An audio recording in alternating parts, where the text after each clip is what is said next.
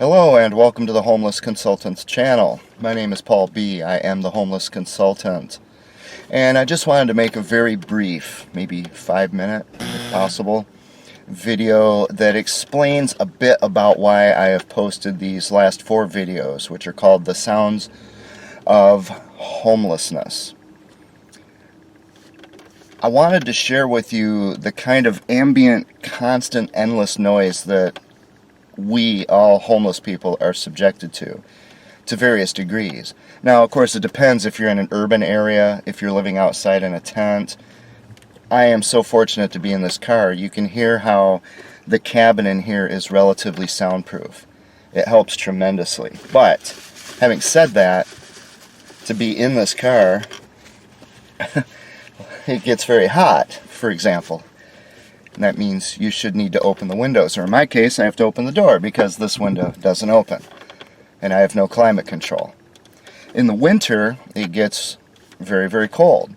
So you turn on the heater, you run the car 24 hours a day to stay warm, and you've got all these gases in the car. So again, you have to open up the windows and let all that heat you generated out so you don't die. When it's open like that, I hear the kind of sounds that you hear in these videos. Now, also, I'm in a quiet location right now to begin with. It's relatively quiet. But I am very blessed, personally, to be in a car that has really pretty good soundproofing. But what about all those people who live outside? If you read the notes I put in those videos, especially number 4, where I talked about the impact that sound has on people, how it becomes associated with the trauma that you're experiencing at the time. In our case, the trauma of being homeless and being surrounded by 5.5 million people who don't care. They just don't care. It means nothing to them. A governor who doesn't care if you live or die. And those 5 million people voted for this guy. And people walk around opening and closing their mouths saying that this governor is the most compassionate person I've ever met. That kind of trauma becomes associated with the noise. What kind of noise? Well, like you hear in these videos, loud trucks, gears grinding, cars going by,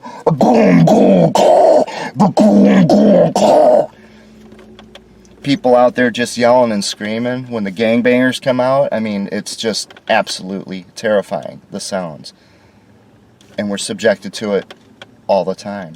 So what I wanted to just say real quick is one thing in particular. Like I said in that last video where I put in the text, there's an entire academic discipline devoted to the impact of sound and noise on human health. Biological, physiological health, emotional health, psychological. And people who suffer trauma like this have what you can only call post-traumatic stress disorder, which is just a high and mighty sounding term for what they used to call shell shock. If you're out there walking in a field in a full field pack and the earth is exploding around you, boom! And you watch your friends explode into a million pieces and his arm slaps you in the face as it flies by while his leg goes off in that direction, it's traumatizing. And the sounds of those explosions will haunt you for the rest of your life. When you're in this kind of trauma, the sounds that I'm exposed to 24 hours a day will haunt me for the rest of my life. And don't forget, I became homeless personally because my neighbors made so much loud, it was loud, explosive, violent, booming, banging, pounding.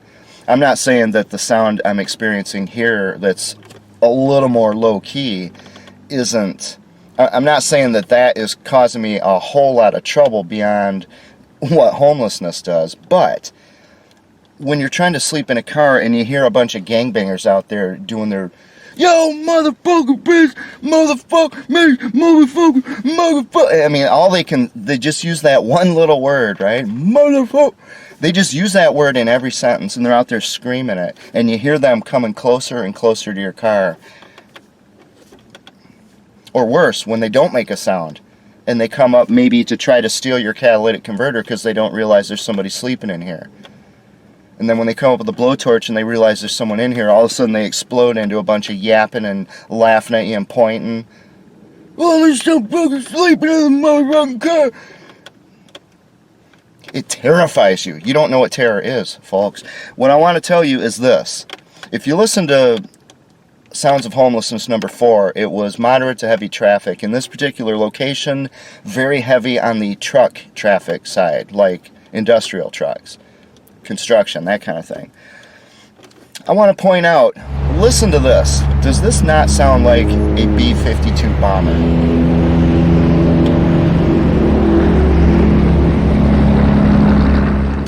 Now listen to this. Does this not sound like a dive bomber? You know, with the Doppler effect.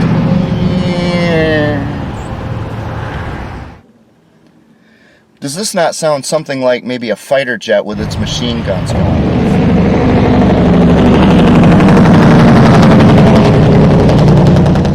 And what about the artillery? I didn't happen in that particular video. I didn't capture a lot of the booming and banging. But when you hear that booming and explosives and backfires, and frankly, I have heard gunfire. When you hear these things, it sounds like artillery and it sounds like gunfire. And the truth is, when the people start coming up and you start hearing all the voices out there, and they're out there laughing and they're drunk or they're on drugs or whatever, in particular, it's like hearing the infantry headed toward your foxhole. What I'm getting at here is that it sounds literally like a war zone when you live in it. You might just see it as traffic noise, a curiosity. Oh, I'll listen to this. It's what, 45 minutes long? 5 minutes is long enough. This is kind of boring. It's just a bunch of cars going by. When you live in it, it's a whole nother story. It sounds like the sounds of war.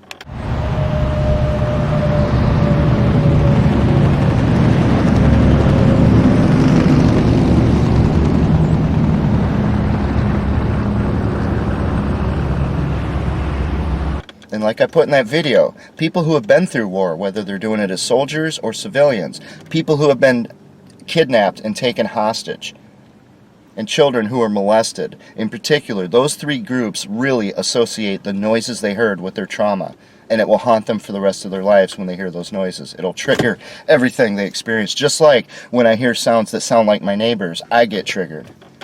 Those explosive boom sounds. Fortunately, it can't really happen above me, which is where it usually happened when I lived there. The last thing I want to mention is that human hearing, basically, for most people, is about 20 hertz to 20,000 hertz, or 20 kilohertz. That's what humans hear. Okay, so if you buy headphones, they often are in that range, 20 hertz to 20,000 kilohertz, because that's where humans hear for the most part. The traffic, if you look at this chart, this is a spectral analyzer, frequency analyzer, right? At the bottom in the x axis is the frequency, and you can see over to the left 20 hertz. Over to the left gets 20,000, 20 kilohertz. That's the range of human hearing. As you go up and down the y-axis, that is the loudness, the volume, you might say, the level. Look at these charts, which are from the Sounds of Homelessness number 4. First thing you notice is that the sound of this traffic covers the whole range of human hearing. And all these different parts, all these different frequency ranges affect your body in a different way. The traffic and that ambient noise fills the entire spectrum. The trucks in particular, trucks and cars going by with subwoofers, these cars and trucks with no mufflers, motorcycles, which are the most offensive sounding vehicles of all. Just everyone who rides those things should just be ashamed of themselves, knowing that they're driving past people's homes, people who are trying to live a nice, quiet, peaceful life, and they're driving those ridiculous motor scooters. Every one of them should just be ashamed of themselves. They think they're so cool riding around on those little rockets. I just don't get it. I don't get it. Look at this. Look at how the trucks are centered in the 20 hertz to 10 kilohertz range. Now, this is decibels, right? So it's logarithmic in terms of human hearing. It's logarithmic. So, in other words, what you're hearing with all this sound is low frequencies. Low frequencies, for example, look at a subwoofer. Here, I'll show you something from Wikipedia probably on subwoofers. Subwoofer frequencies are generally, what, about 200 hertz and below. Okay, and then that's for like a subwoofer you'd buy for your home stereo. If you're doing live sound, it's going to be probably even lower. It's probably going to be more like 100, 120 hertz and below. Okay? These, you don't listen to a subwoofer. They sound horrific. You've heard those cars go by? They sound horrible. They're not meant to be heard. They're not meant to be listened to and enjoyed. They're meant to feel. In other words, they make your body shake.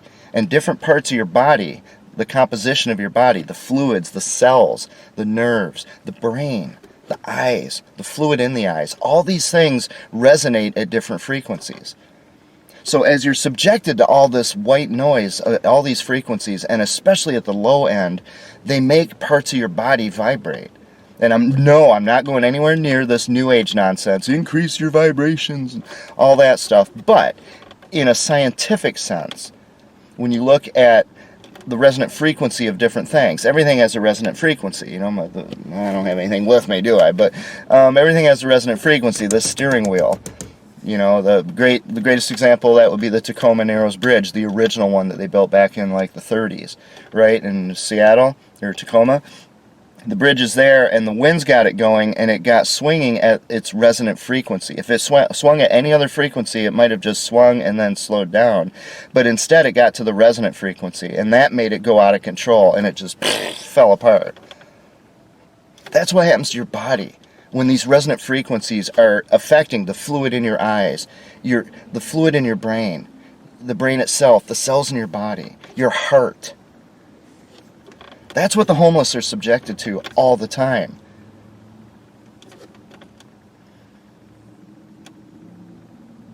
And I just wanted to show this to you.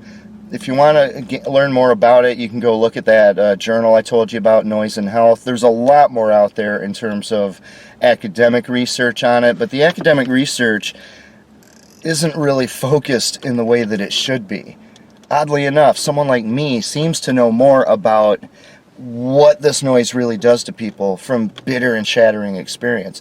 When I was in that noisy home for about 5 years with all that noise, and then a totally different kind of noise since I've been homeless. And I wasn't making it up when I said that a lot of homeless people, and I've said it before, I've said it all along, a lot of homeless people who are always known for drinking and drugging, right? That's why they're homeless. They're a bunch of drunks and drug addicts. No. Many. I'm not going to say most. Maybe. There you go. The guy thinks he's cool because his vehicle makes all that noise.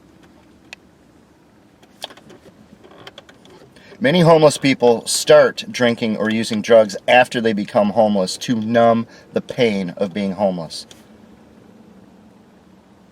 To numb the pain of becoming a social outcast when they didn't do anything. They just don't have a home. They're the same person they always were. And because this noise affects your body and your mind in a way that most people, other than me, most people aren't even recognizing how much it seriously affects you.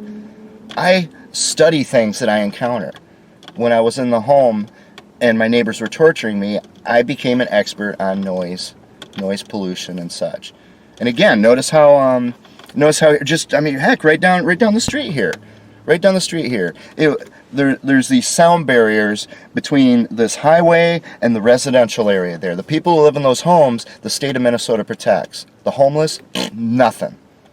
When I was staying in the affordable hotel, one of the greatest benefits of that was peace and quiet.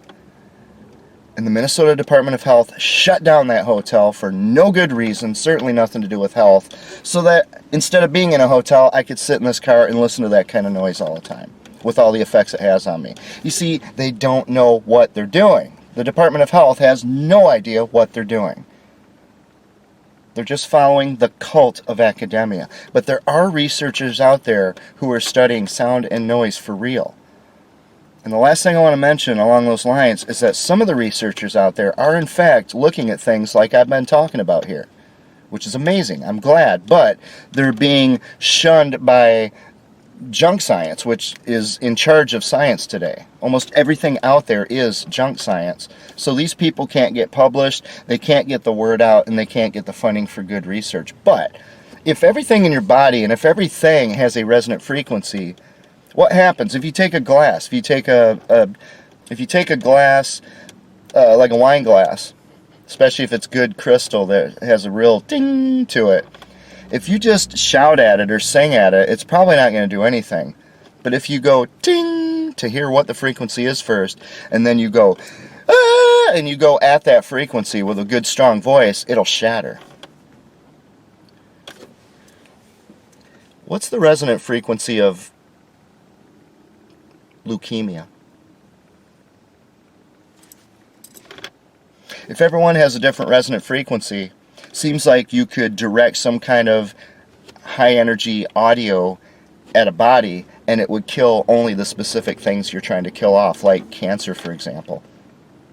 But as you watch my junk science videos and everywhere else, what do you see? Trillions of dollars stolen from smokers because anti-smokers hate smokers, and all that money is put toward persecuting the smokers that they stole the money from in the first place, at gunpoint, ultimately, through the government. It's not being put toward research that could end cancer. You see, what I'm talking about here isn't just having to live in a car or live out in a tent and being subjected to this noise and what the impact it has on you. You can take this other places that can benefit society. But who's going to do it? Apparently, just me.